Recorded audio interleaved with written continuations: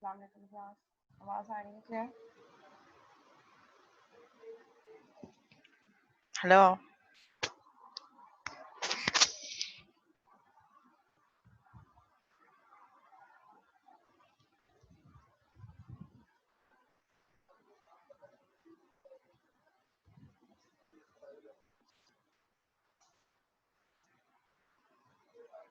Marks कम लगे हुए हैं। अच्छा, अभी जो है क्विज और असाइनमेंट के मैंने फाइनलाइज नहीं किए।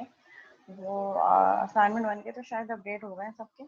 असाइनमेंट 2 और जो क्विजेस हैं वो अभी मार्क्स जो है उनकी अपडेशन रह गई है। सो वो भी होपफुली इंशाल्लाह जल्दी हो जाएगा। मिड टर्म के मार्क्स मैं अपलोड कर चुकी हूँ पोर्टल पे। होपफुली सबने देख लिए होंगे।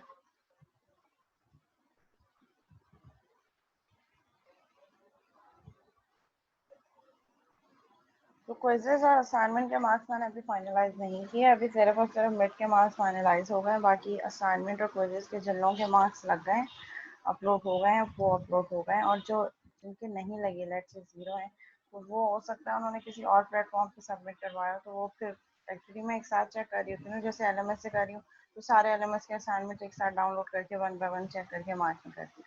सो अब जिन्होंने मेल करी है या जो गूगल क्लासरूम पे अपलोड करवाया या व्हाट्सएप पे सेंड किया होगा, तो फिर उसका फिर उसी अकॉर्डिंगली मैं फिर देख के फिर मार्किंग कर दूंगी।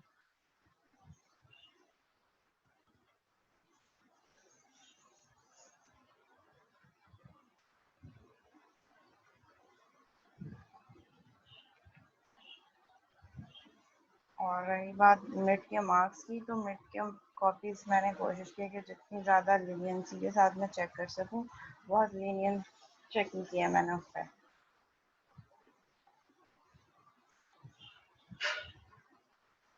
और फिर एंड में बोनस मार्क भी ऐड किया मैंने।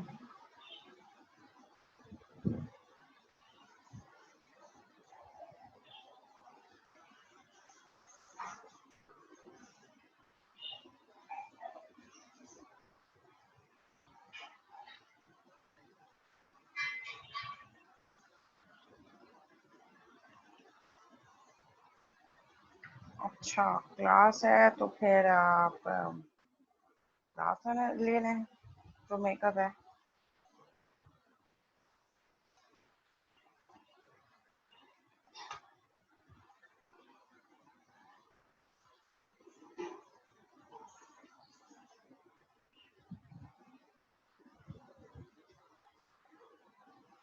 अटेंडेंस तो गाय किसी एक क्लास की लगेगी ना, ऐसा हो नहीं सकता कि आप एट ए टाइम दोनों क्लास पे सेम टाइम पे प्रेजेंट हो। तो जब जिस क्लास में आप प्रेजेंट होंगे उसकी अटेंडेंस मार्क हो जाएगी। क्विज का टॉपिक हो सकता है जो हम आगे अभी पढ़े उससे रिलेटेड हो सकता है, डिपेंड करता है। 3 कोर्सेज हो चुके हैं ना अभी तक हमारे, एटलीस्ट 5 होने चाहिए।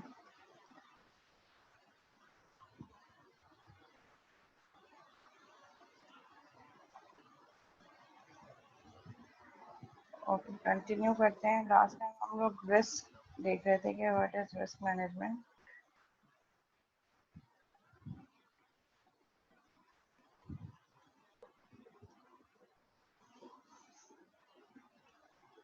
Risk identification, assistant project risk, project risk, risk component, project protection. Okay, risk table हम देख रहे थे, क्योंकि ये मैंने कहा था कि रिस्क कंपोनेंट हम डिस्कस कर चुके थे। रिस्क में जब हम ऐड कर रहे होते हैं तो किन किन कैटेगरी से related risk we can add. Performance से रिलेटेड रिस्क हमारे पास की जो हमारी रिक्वायरमेंट्स हैं, वो जो कस्टमर नीड्स हैं वो फुलफिल हो रही हैं, रिक्वायरमेंट्स कंप्लीट हो रही हैं नहीं हो रही, performance according to the requirements है, अप टू द मार्क है परफॉर्मेंस या नहीं है।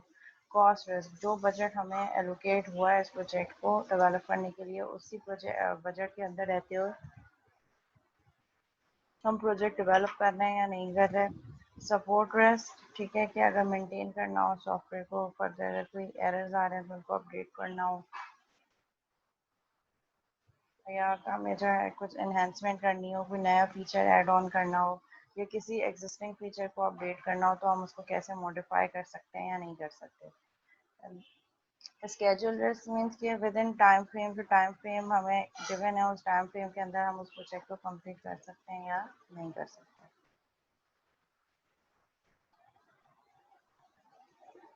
Next page is risk estimation और रिस्क प्रोजेक्शन। अब हम क्या कर रहे हैं, रिस्क को कैटेगराइज कर रहे हैं और रिस्क टेबल की फॉर्म में उसको अपडेट कर रहे हैं। There are 4 risk projection steps. सबसे पहले आप क्या करेंगे, चांसेस ऑफ अकरेंस आइडेंटिफाई करेंगे कि रिस्क के होने के चांसेस कितने हैं, कितनी परसेंटेज है। Delineate the consequences of the risk, क्यों अगर हो रहा है रिस्क, उसके जो है वो अकरेंस होने की परसेंटेज और किस बेसिस पे जो है वो रिस्क जनरेट हो रहा है। सो कॉन्सिक्वेंसेस क्या है जिसकी बेसिस पे रिस्क कैन अकर, रीजंस क्या है, रूट कॉजेस को आइडेंटिफाई करेंगे। नेक्स्ट स्टेप क्या होगा कि आप ये आइडेंटिफाई करेंगे कि इम्पैक्ट क्या होगा रिस्क का। अगर रिस्क अकर हो जाता है तो कितना डैमेज हो सकता है। सो मतलब अदर वो सेवियर है या उसकी सेवेरिटी कितनी है, तो उसका इम्पैक्ट आप डिटरमाइन करेंगे। Note the overall accuracy of the risk projection so that there will be no misunderstanding. So overall risk से related जो भी आपके पास accuracy है आप उसको identify करेंगे कि risk management plan क्या होगा, RMM plan क्या होगा। ठीक है, वो अभी हम टेबल देखते हैं कि टेबल में हम किस तरीके से लिस्ट डाउन कर सकते हैं।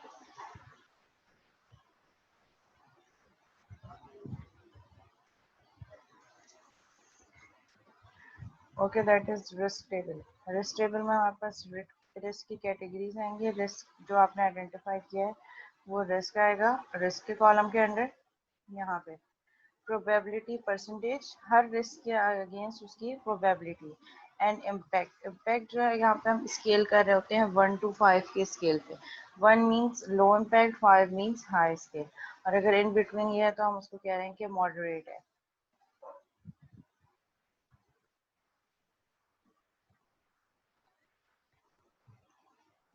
और लास्ट वाला हमारे पास RMM है। RMM क्या है, risk mitigation monitoring and management. आप रिस्क को मिटिगेट कैसे कर रहे हैं, कोशिश कर रहे हैं कि रिस्क अकर ना हो, थ्रू आउट मॉनिटर कर रहे हैं, और अगर अकर हो जाता है तो थ्रू आउट उसकी मैनेजमेंट किस तरीके से कर रहे हैं।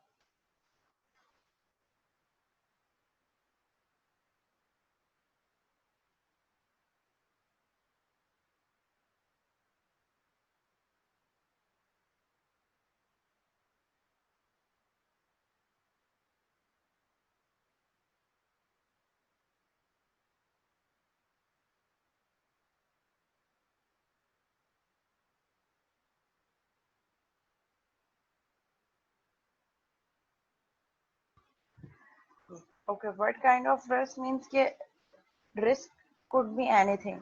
अब रिस्क जो है वो आपके प्रोजेक्ट से रिलेटेड भी हो सकता है, आपके एनवायरनमेंट से रिलेटेड भी हो सकता है कि एनवायरनमेंट स्टेबल है या नहीं है, फ्लेक्सिबल एनवायरनमेंट है। जिस मैनेजमेंट के अंदर आप काम कर रहे हैं वो management through out the completion of project जो है वो रहेगी या नहीं रहेगी।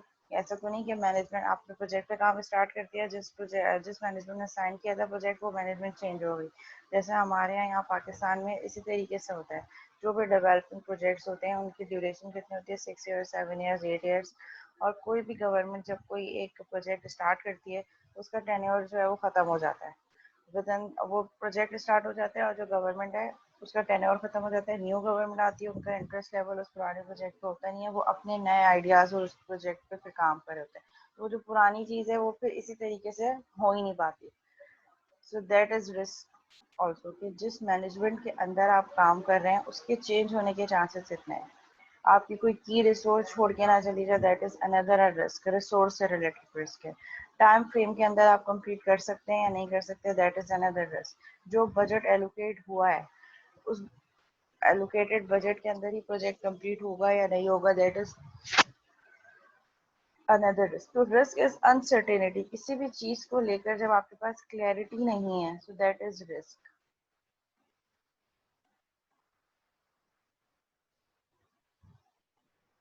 Building the risk table. Risk table हम कैसे मतलब क्रिएट करते हैं, सबसे पहले तो रिस्क को आइडेंटिफाई करेंगे, then estimate the probability of occurrence, उसकी प्रोबेबिलिटी आइडेंटिफाई करेंगे, इम्पैक्ट बताएंगे 1 to 5, और टेबल को सॉर्ट करेंगे प्रोबेबिलिटी और इम्पैक्ट की बेसिस पे, यानी कि जिस रिस्क की प्रोबेबिलिटी और इम्पैक्ट ज़्यादा होगा उसको हम प्रायोरिटाइज कर देंगे। प्रायोरिटाइजेशन हो जाएगी जब रिस्क टेबल की, तो आइडेंटिफिकेशन आसान हो जाएगी कि ये रिस्क जो है इनकी सेवेरिटी और प्रोबेबिलिटी ज़्यादा है, तो इसको हम पहले मैनेज करेंगे। रिस्क एक्सपोजर, रिस्क एक्सपोजर क्या है हमारे पास? Probability of occurrence for a risk and cost for the to the project should the risk occur. और अगर वो रिस्क अकर हो जाता है तो उसकी कॉस्ट कितनी लगेगी या कितना इम्पैक्ट होगा उस प्रोजेक्ट पे।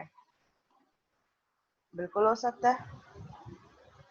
अच्छा, रिस्क हाई और इम्पैक्ट लो मतलब अकरेंस बहुत ज्यादा हो, परसेंटेज की बात कर रहे हैं आप वहाँ।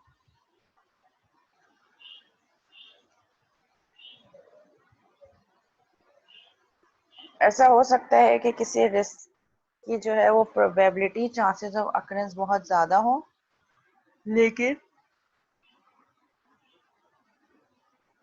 हाँ एग्जैक्टली बिल्कुल ऐसा हो सकता है कि अगर उस रिस्क के किसी भी रिस्क के अकर होने के चांसेस बहुत ज्यादा हो, प्रोबेबिलिटी बहुत हाई हो, बट उसका इम्पैक्ट बहुत कम हो।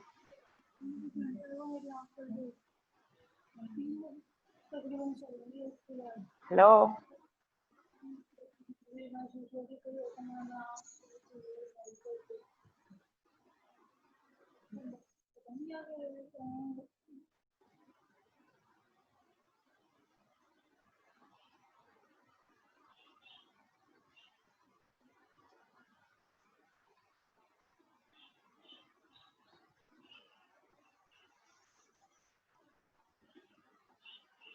ठीक है, अब जैसे ऐसा भी हो सकता है कि किसी रिस्क का इम्पैक्ट बहुत हाई हो लेकिन उसकी प्रोबेबिलिटी कम हो। जैसे कि हम कह रहे हैं कि जिस ऑर्गेनाइजेशन की अगर हम बात करें या सॉफ्टवेयर हाउस की बात करें, तो जिस मैनेजमेंट के अंडर रिस्क साइन हुआ है उसके चेंज होने के चांसेस बहुत कम है। मतलब प्रोबेबिलिटी बहुत कम है कि ऐसा हो कि आपकी मैनेजमेंट ही चेंज हो जाए। ठीक है, वो बहुत ही जो फेलियर के रीजंस हो सकते हैं और कोई बहुत ऐसा इशू हो जिसकी वजह से मैनेजमेंट चेंज हो जाए तो हो जाए, वरना एसएच मैनेजमेंट चेंज होना बहुत is not an easy task, और उसकी प्रोबेबिलिटी भी कम होगी, लेकिन इम्पैक्ट बहुत ज़्यादा होगा। अगर ऐसा हो जाता है तो उसका इम्पैक्ट आपके प्रोजेक्ट पे बहुत ज़्यादा होगा। सिमिलरली ज़रूरी नहीं है कि किसी रिस्क की प्रोबेबिलिटी बहुत ज़्यादा है तो उसका इम्पैक्ट भी बहुत ज़्यादा होगा। प्रोबेबिलिटी किसी भी रिस्क के अकर होने के चांसेस और इम्पैक्ट के, अगर वो अकर हो जाएगा तो उसकी सेवेरिटी क्या होगी या वो किस तरीके से आपके प्रोजेक्ट को अफेक्ट करेगा। तो दोनों चीज़ें आपस में एक दूसरे पर डिपेंडेंट नहीं है। हाँ, लेकिन अगर कोई ऐसा रिस्क है जिसकी प्रोबेबिलिटी भी बहुत ज़्यादा है और जिसका इम्पैक्ट भी बहुत ज़्यादा है, तो उसके लिए फिर क्या होगा कि उस रिस्क को मॉनिटर करना, मैनेज करना सबसे प्रायोरिटाइज पे आप उसको रखेंगे, क्योंकि उसके होने के चांसेस भी ज़्यादा हैं और उसका इम्पैक्ट भी ज़्यादा है। अगर वो अकर हो जाएगा तो सेवेरिटी और डैमेज ज़्यादा होगा। रिस्क एक्सपोजर,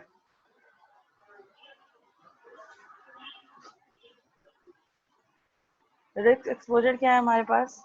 रिस्क एक्सपोजर हम निकाल सकते हैं by multiplying probability of a risk with its cost, कि उसके होने के चांसेस कितने हैं और अगर वो रिस्क अगर हो जाएगा तो कितनी कॉस्ट वो जो है उस प्रोजेक्ट को।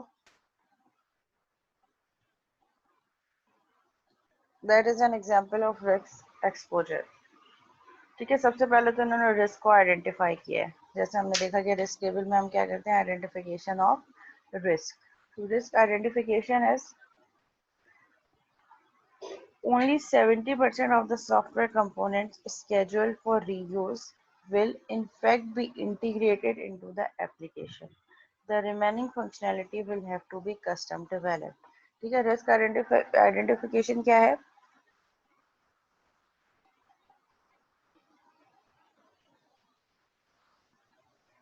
कि जो हम एक सॉफ्टवेयर प्रोजेक्ट बनाने जा रहे हैं जिसमें हम एज्यूम करें कि उससे रिलेटेड सिमिलर प्रोजेक्ट हमने पास में भी बनाया है, तो उसी एग्जिस्टिंग कंपोनेंट्स को हम रीयूज करके नए प्रोजेक्ट पे काम कर सकते हैं। लेकिन रिस्क इन्होंने क्या आइडेंटिफाई किया कि प्रीवियस जो पास्ट कंपोनेंट है उनमें से सिर्फ 70% जो है वही सिर्फ रीयूज हो सकता है, मतलब 100% नहीं हो सकता। जो पहले का पास्ट जो है वो कंपोनेंट्स हमारे पास, रीयूजेबल कंपोनेंट स्टोर है हमारे पास, उनमें से हम सिर्फ 70% ही रीयूज कर सकते हैं। बाकी जो 30% है वो कस्टम बिल्ड, यानी कि वो खुद से डिज़ाइन करना पड़ेगा। तो 70% जो है वो रीयूजेबल कंपोनेंट्स जो पहले से एग्जिस्ट कर रहे हैं, और बाकी रिमेनिंग जो है वो कस्टम डेवलप, मतलब खुद से क्रिएट करना पड़ेगा। कुछ फीचर्स ऐसे हैं या कुछ चीज़ें ऐसी हैं जो हमने जिस पे पहले काम नहीं किया तो वो हम नए उससे फिर से डिज़ाइन करेंगे। So that is risk identification. Risk probability है। रिस्क प्रोबेबिलिटी क्या है? इस रिस्क के अकर होने के चांसेस 80% है। ठीक है, इसकी प्रोबेबिलिटी हाई है हम कह रहे हैं अभी। मीन्स के हम कह रहे हैं कि 80% चांसेस हैं कि हम 70% कंपोनेंट्स यूज कर सकें और बाकी 30% हम कस्टम बिल्ड करें। रिस्क इम्पैक्ट क्या होगा? अगर ये रिस्क अगर हो जाता है तो इसका इम्पैक्ट क्या होगा? ठीक है, we have 60 reusable software components were plan. 60 reusable software components हैं जो हमने प्लान किए थे कि हम इसको रीयूज करेंगे, लेकिन रिस्क क्या है कि हम उनमें से सिर्फ 70% यूज कर सकते हैं। सो अगर 60 का हम 70% निकालें तो हमारे पास बनेगा 42। So 18 components would have to be developed from scratch, यानी कि 60 में से 60 का 70% निकालें तो इट इज 42। तो 42% जो कंपोनेंट्स हैं, software components, we can reuse, and remaining 18 would be custom build, जिसको हम खुद से डिजाइन करेंगे। ठीक है, जिसमें हो सकता है कि कस्टमर की कोई और रिक्वायरमेंट हो, कोई नया फीचर हो। Since the average component is 100 LOC, मतलब हर कंपोनेंट में अप्रोक्सीमेटली 100 लाइन ऑफ कोड है। ये हमें कैसे पता चलेगा? क्योंकि हम ये कंपोनेंट्स ऑलरेडी डिजाइन कर चुके हैं, उनको हमें सिर्फ रीयूज करना है। सो हमने उसकी बेसिस पे एस्टिमेशन दी कि हमारे पास हर कंपोनेंट जो है वो अप्रोक्सीमेटली 100 लाइन ऑफ कोड उसमें है। And local data indicate that, again ये डाटा कहाँ से आ रहा होगा? हिस्टोरिकल डाटा से। And local data indicate that the software engineering cost for each LOC is $14। ठीक है, और उस ऑर्गेनाइजेशन का हिस्टोरिकल डाटा क्या बता रहा है कि हर लाइन ऑफ कोड को जनरेट करने की जो कॉस्ट है दैट इज अप्रोक्सीमेटली $14।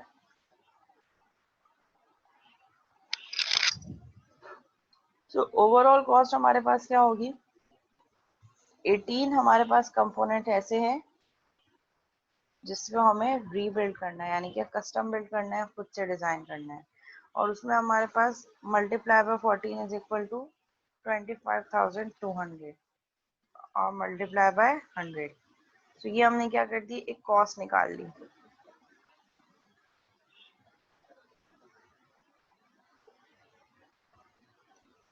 ठीक है, 18 यानी कि 18 हमारे पास कंपोनेंट ऐसे हैं जो हमने खुद से डिजाइन करने हैं, और हर कंपोनेंट में एटलीस्ट जो है वो 100 लाइन ऑफ कोड हो सकती हैं, और हर लाइन ऑफ कोड को राइट डाउन करने की कॉस्ट है 14। तो हम इसको कैसे निकालेंगे? 18 मल्टीप्लाई बाय 14। 18 कंपोनेंट्स हैं जो हमने खुद से डिजाइन करने हैं, 14 इज द कॉस्ट, और हर कंपोनेंट में approximately 100 line of code use हुआ। तो इसको हम कैसे कैलकुलेट करेंगे? 18 मल्टीप्लाई बाय 100 मल्टीप्लाई बाय 14, जो कि मेरे पास होगा इक्वल आएगा 25,200।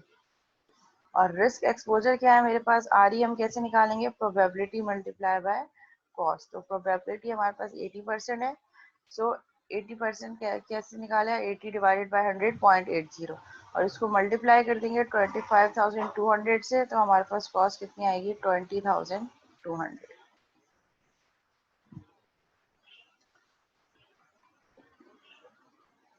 अगर हम कह रहे हैं इसके हमारे पास प्रोबेबिलिटी कम है, लेट्स से मैं कह रही हूँ 70% है, तो मैं जब 25,200 को मल्टीप्लाई करूंगी 0.7 से, तो फिर मेरे पास कॉस्ट और ज़्यादा कम होती चली जाएगी, क्योंकि प्रोबेबिलिटी कम है। अगर प्रोबेबिलिटी बहुत ज़्यादा है, चांसेस ऑफ ऑकरेंस बहुत ज़्यादा है। अगर मैं कह रही हूँ 100% प्रोबेबिलिटी है, जो रिस्क मैंने आइडेंटिफाई किया है, यानी कि मैं कह रही हूँ कि सिर्फ 70%, 60 रीयूजेबल सॉफ्टवेयर कंपोनेंट्स में हम 70% यूज़ करेंगे, और इसकी प्रोबेबिलिटी 100% है, तो टोटल हमारे पास यही कॉस्ट आएगी जो 25,200 है।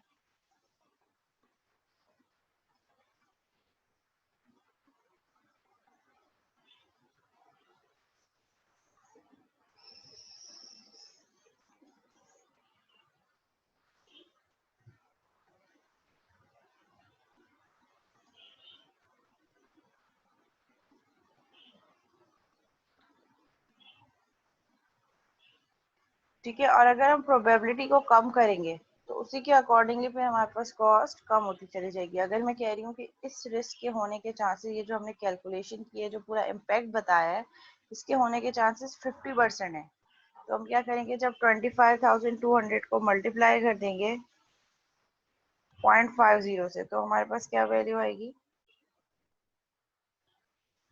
12,600।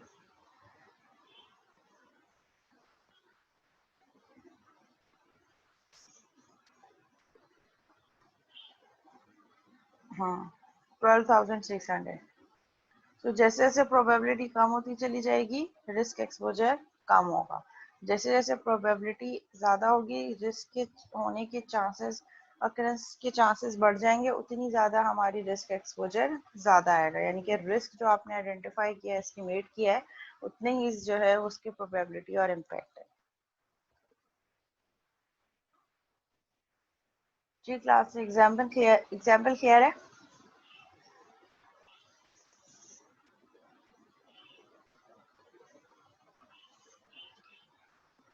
कोई कंफ्यूजन तो नहीं है इस एग्जाम्पल में?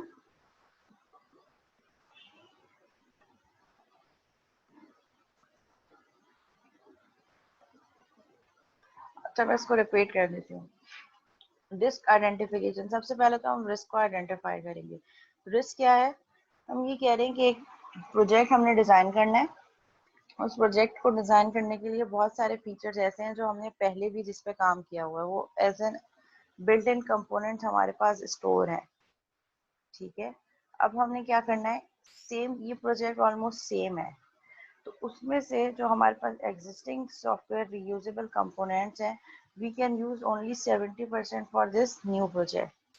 इस नए प्रोजेक्ट में हम प्रीवियस जो हमारे पास रीयूजेबल कंपोनेंट्स हैं, उनमें से 70% we can use for this new project, और बाकी जो है रिमेनिंग फंक्शनलिटी वो स्क्रैच से खुद से डिज़ाइन करनी पड़ेगी।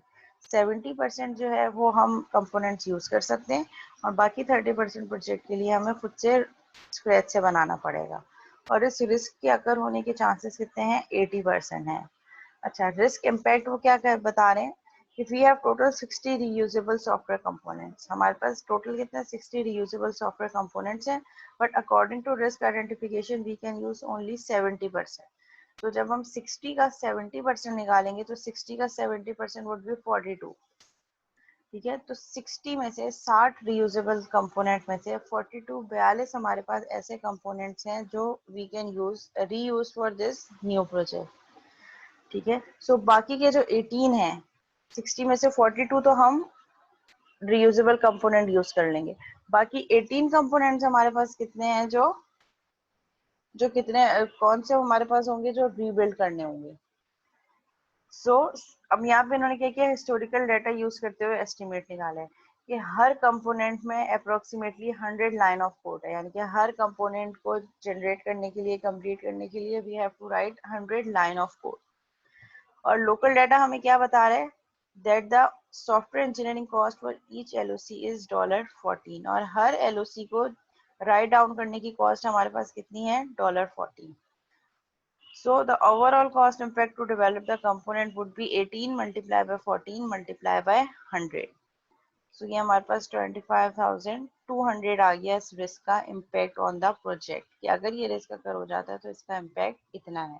पर जब हम प्रोबेबिलिटी की बात कर रहे हैं, दैट इज 80%, तो हमें रिस्क एक्सपोजर निकालना है कि जो हमने प्रोबेबिलिटी और इम्पैक्ट दिया है उसके अकॉर्डिंगली रिस्क अगर हो जाता है तो हमें कितनी इसकी टोटल रिस्क एक्सपोजर क्या है।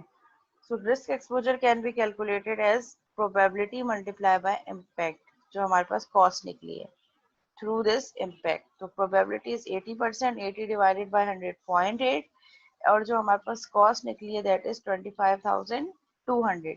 तो मैं जब 25,200 को 0.80 से मल्टीप्लाई करूंगी तो अप्रोक्सीमेटली कुछ मेरे पास 20,000 समथिंग जो है वो वैल्यू आएगी, दैट इज रिस्क एक्सपोजर।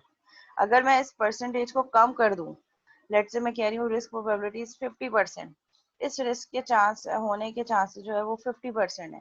तो रिस्क एक्सपोजर क्या होगा? 0.50 multiply by 25,200।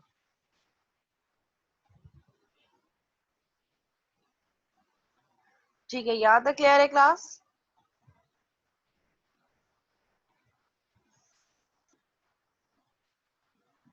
Okay, risk mitigation, monitoring and management. Risk mitigation क्या है? How can we avoid the risk, हम रिस्क को अवॉइड कैसे कर सकते हैं? कि रिस्क अकर ना हो। हम मिटिगेट करने की कोशिश कर रहे हैं कि रिस्क के होने की जो चांसेस हैं वो कम हो जाए, रिस्क अकर ही ना हो। Monitoring, what factors can we track that will enable us to determine if the risk is becoming more or less likely? Through out जैसे जैसे हमने रिस्क आइडेंटिफिकेशन किया, हम रिस्क को मॉनिटर भी कर रहे हैं कि क्या कहीं इसके अकर होने के चांसेस बढ़ तो नहीं रहे, या किस तरीके से हम इनके चांसेस को कम कर सकते हैं। तो that is monitoring of risk. साथ साथ जो आपने रिस्क आइडेंटिफाई कर दिया, ऐसा नहीं कि रिस्क टेबल बना के आपने उसको साइड में रख दिया। once you have identified all the risks, now you have to monitor throughout the development of project कि आपने किस तरीके से रिस्क को मॉनिटर करना है, कि जो जो रिस्क आपने आइडेंटिफाई किए हैं कहीं वो अकर तो नहीं हो सकते, या उनकी प्रोबेबिलिटी कम या ज़्यादा तो नहीं हो रही। And management, what contingency plans do we have if the risk becomes a reality? और क्या हमारे पास बैकअप में कुछ प्लान्स हैं? how we can manage if risk अकर, अगर रिस्क अकर हो जाता है तो फिर हम किस तरीके से मैनेज करेंगे? क्या हमारे पास कोई कंटिजेंसी प्लान है, कोई ऑल्टरनेट प्लान्स हैं? अगर रिस्क अकर हो जाता है तो किस तरीके से हम उस पर काम कर सकते हैं? तो दैट इज एक हमारे पास RMM प्लान है, risk mitigation, monitoring and management.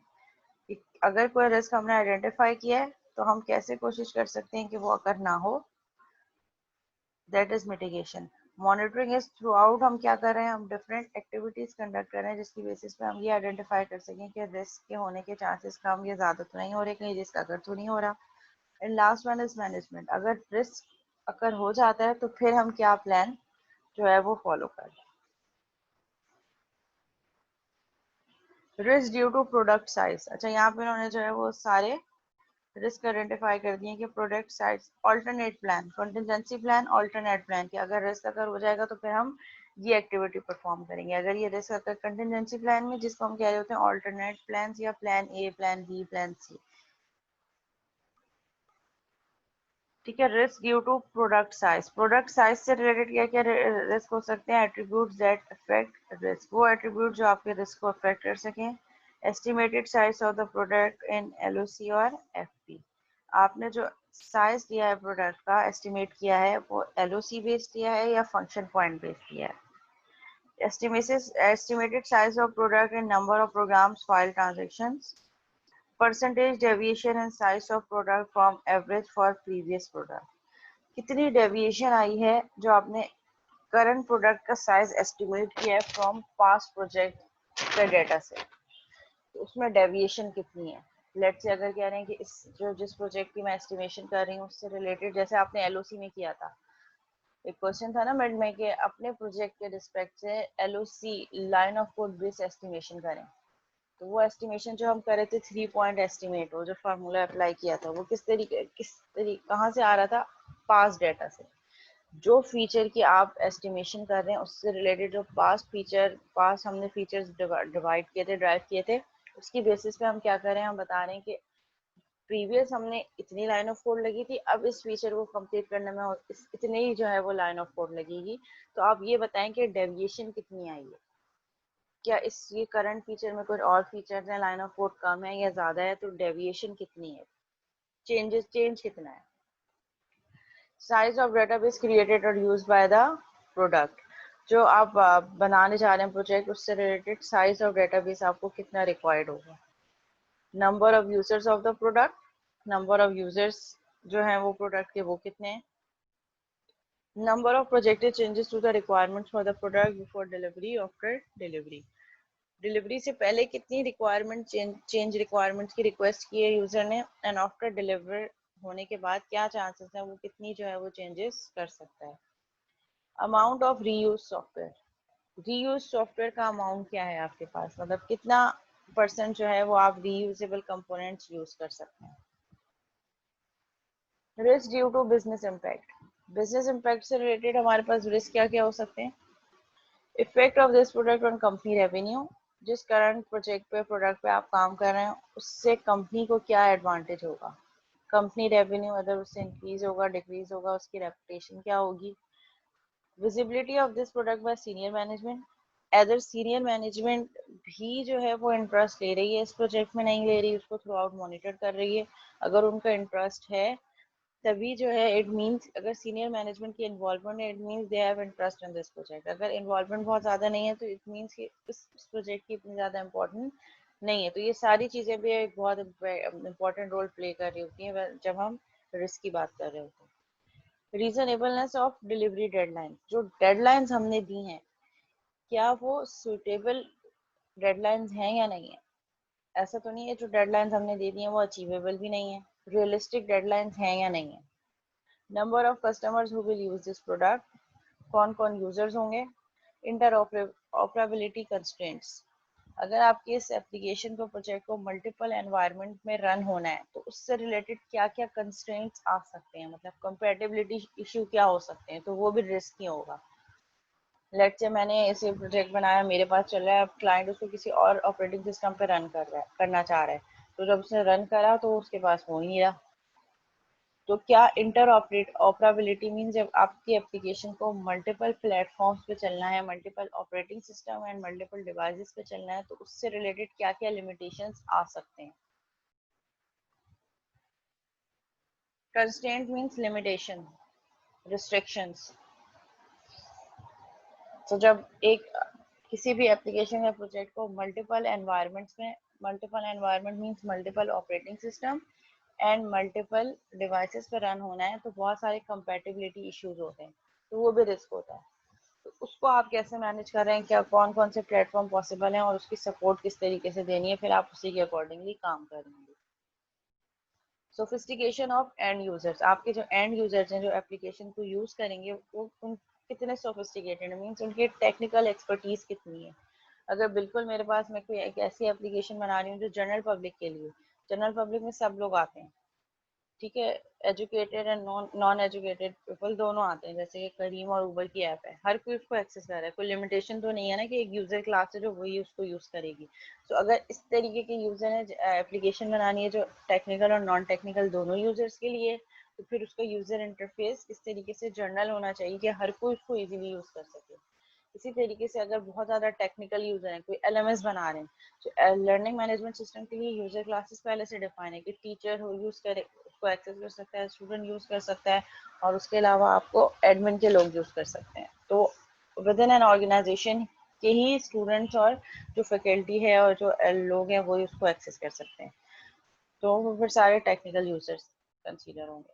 और अगर हम कोई ऐसी चीज़ बनाए जैसे हॉस्पिटल मैनेजमेंट सिस्टम, तो हॉस्पिटल मैनेजमेंट सिस्टम में जो रिसेप्शनिस्ट है, ठीक है, ज़रूरी नहीं कि वो बहुत टेक्निकल हो, बहुत सारे हॉस्पिटल में ऐसे लोग भी होते हैं जो इंटर पास हैं, ठीक है, तो उनके लिए हमने इंटरफेस, इनकी आइडेंटिफिकेशन इसलिए ज़रूरी है यूज़र्स की, ताकि जो एंड यूज़र्स होंगे जो एक्चुअल में यूज़ कर रहे होंगे उनको माइंड में रखकर हम एप्लीकेशन को डिज़ाइन करें, ताकि उसका जो इंटरफेस है वो इतना कॉम्प्लेक्स ना हो कि उसको यूज़ करने में प्रॉब्लम आ रही है। Amount and quality of product documentation that must be produced and delivered to the customer. हमने प्रोडक्ट से रिलेटेड डॉक्यूमेंटेशन क्या करनी है और कस्टमर को क्या डिलीवर करना है, मतलब कस्टमर के हैंड में क्या कोई मैनुअल गाइड होगा, उस मैनुअल में क्या क्या चीज़ें रखनी है, ठीक है, कोई ट्यूटोरियल इस तरीके का होगा जो वीडियो ट्यूटोरियल भी हम दे सकते हैं, जिसमें वन बाय स्टेप हम उसको यूजेज बताएंगे, पहले आपने ये करना है, कॉन्फ़िगर करना है, फिर उसके बाद उसको यूज़ करना है, इस ऑप्शन के लिए यहाँ क्लिक करना है। तो ये क्या कोई ऑडियो ट्यूटोरियल है या वीडियो ट्यूटोरियल है, आपने कस्टमर को क्या चीज़ डिलीवर की है। Sort of documentation, governmental constraints, ठीक है, जब हम फंक्शनल रिक्वायरमेंट की बात करते हैं, जब हमने स्टार्ट में पढ़ा था तो फंक्शनल रिक्वायरमेंट से पहले हमारे पास बिजनेस रिक्वायरमेंट्स आती हैं। तो कोई भी चीज़ जब हम डिज़ाइन करने जा रहे होते हैं, डेवलप करने जा रहे होते हैं, तो उसमें कुछ लीगल टर्मिनोलॉजीज होती हैं जिनको हमने थ्रू आउट फॉलो करना होता है। तो वो चीज़ें क्या होती हैं, गवर्नमेंटल कंस्ट्रेंट्स, कि गवर्नमेंट की तरफ से कोई रिस्ट्रिक्शन है, ठीक है, उसमें हमारे पास जो है वो टैक्स वगैरह का लॉ, कोई इस तरीके का जो एग्रीमेंट है, जो सर्विस लाइसेंस एग्रीमेंट है, जिसमें दोनों बोथ पार्टीज है, जितने भी पार्टीज हैं वो एग्री करती हैं, तो इस तरीके के कोई कंस्ट्रेंट्स हैं तो आप वो भी पहले आइडेंटिफाई कर लें, कोई ऐसी चीज़ ना हो जो हम बियॉन्ड द लिमिटेशन, या जो हमारे पास एक कंस्ट्रेंट्स या रिस्ट्रिक्शंस हैं, उस रिस्ट्रिक्शन को फॉलो करना ज़रूरी है प्रोजेक्ट डेवलपमेंट के लिए। Cost associated with late delivery, अगर डिलीवरी लेट हो जाती है, जो टाइम हमने डिफाइन किया है उससे ज़्यादा हो जाती है, तो उससे फिर उससे रिलेटेड क्या कॉस्ट होगी। Cost associated with a defective product, अगर प्रोडक्ट में कोई डिफेक्ट आ जाता है आफ्टर डिलीवरी तो उससे रिलेटेड क्या कॉस्ट हो सकती है। तो ये चीज़ मैनेजमेंट पहले से ही डिसाइड कर रहे होते हैं कि अगर कोई डिफेक्ट आ जाता है तो उसके लिए हमें कितना अमाउंट जो है वो पहले से बफर में रखना होगा। Risk due to the customer, questions that must be asked answered, customer side से रिलेटेड क्या है, have you work with the customer in the past, क्या आपने इन कस्टमर्स के साथ पहले भी काम किया है। जब इससे ये होता है कि जब आपने पहले काम किया होता है तो आपको नेचर का पता होता है, ठीक है, कि किस तरीके से एक्चुअली वो कह क्या रहे हैं और बनवाना क्या चाह रहे हैं, तो क्या वो एक्सप्लिसिटली वो सारी चीज़ें क्लियर कर पा रहे हैं या नहीं कर पा रहे, नेचर किस तरीके से कोलैबोरेट किस तरीके से कर रहे हैं, आपके साथ पार्टिसिपेट कर रहे हैं या नहीं कर रहे। सो ईच एंड एवरीथिंग आपको पहले से पता होती है। Does the customer have a solid idea of requirements, क्या उसको रिक्वायरमेंट्स कम्प्लीटली पता भी है कि कैसे बतानी है, या सिर्फ उसके माइंड में है and he is just assuming, ठीक है कि मैंने सिर्फ इतना बता दिया कि मुझे ये फीचर चाहिए, तो जो डेवलपर होगा या जो एनालिस्ट होगा वो खुद से अज्यूम कर लेगा कि हाँ इसमें ये चीज़ें होंगी। तो क्या उसको रिक्वायरमेंट्स का कम्प्लीटली पता भी है कि रिक्वायरमेंट्स किस तरीके से बतानी है। Has the customer agree to spend time with you, ठीक है, आपके साथ कम्युनिकेट करने में फ्री फील कर रहे हैं या नहीं, ऐसा तो नहीं कि बहुत रेजिस्ट कर रहा है, ठीक है कि हम कल मिलेंगे परसों मिलेंगे और आपको टाइम नहीं दे पा रहा, तो क्या थ्रू आउट जब भी आपको जरूरत है तो कस्टमर जो है वो मौजूद है। Is the customer willing to participate in reviews, अगर आप रिव्यू की एक्टिविटी कंडक्ट करवाने जो कि एक अम्ब्रेला एक्टिविटी है जो हर फेज के एंड होने पे भी हम कर सकते हैं और थ्रू आउट कोई एक माइलस्टोन अचीव होने पे भी कर सकते हैं, तो अगर आप ऐसी कोई एक्टिविटी कंडक्ट करवा रहे हैं तो क्या उसमें कस्टमर भी विलिंग है पार्टिसिपेट करने के लिए या नहीं। Is the customer technically sophisticated, technically उसको चीज़ों को पता है, कुछ बैकग्राउंड नॉलेज है, ठीक है वो कोड नहीं कर सकता लेकिन कुछ चीज़ों का उसको नॉलेज है या नहीं है। Is the customer willing to let your people do their job? That is, will the customer resist looking over your shoulder during technically detailed work? ऐसा तो नहीं है कि बहुत ज्यादा जो है वो प्रॉब्लमेटिक कस्टमर है, हर चीज में जैसे कहते हैं इंटरफेयर कर रहा है। जब उसने रिक्वायरमेंट्स बता दी उसके बाद जो लोग टेक्निकल काम कर रहे हैं तो ऐसा तो नहीं कि टेक्निकल चीजों में इंटरफेयर कर रहा हूँ, नहीं ये चीज आप ऐसे नहीं करेंगे, ये चीज ऐसे करेंगे, ऐसे होगा या वैसे होगा, तो ऐसा तो नहीं है कि उसकी इंटरफेरेंस बहुत ज्यादा है। Does the customer understand the software engineering process? क्या वो सॉफ्टवेयर इंजीनियरिंग के प्रोसेस को आइडेंटिफाई कर रहा है। ऐसा तो नहीं कि वो कह रहा है कि एक महीने के अंदर बस मुझे सॉफ्टवेयर चाहिए, जो सारे प्रोसेस है उस प्रोसेस की उसको आइडेंटिफिकेशन है कि सबसे पहले रिक्वायरमेंट गैदरिंग होगी, एनालिसिस होगी, एनालिसिस के फेस में बिजनेस एनालिस्ट और कस्टमर थ्रू आउट आपस में कम्युनिकेट करके रिक्वायरमेंट्स को फाइनलाइज करेंगे, तो उसको इन सारे प्रोसेसेस की नॉलेज है या नहीं है। अगर नहीं है तो फिर again you have to understand, उसको समझाना पड़ेगा, उसको बताना पड़ेगा, बैठ के चीजें समझानी पड़ेंगी, तो वो भी एक टाइम कंज्यूमिंग आपके पास एक्टिविटी है। It is due to process maturity, जो प्रोसेस आपने फॉलो किया उससे रिलेटेड क्या क्या रिस्क हो सकते हैं। Have you established a common process framework, क्या एक कोई जनरल प्रोसेस फ्रेमवर्क है जो आपकी ऑर्गेनाइजेशन में यूज हो रहा है कि कब हमने कौन सा प्रोसेस फॉलो करना है, या हर काम हैजर्डी वे में परफॉर्म हो रहा है।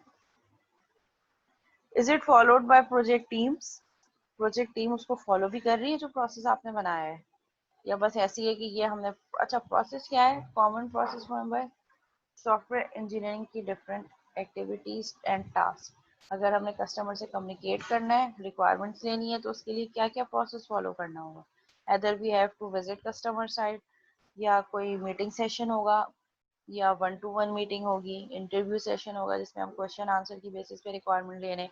तो बेसिकली प्रोसेस क्या है हमारे पास कोई भी एक्टिविटी परफॉर्म करने का। अब हर मेन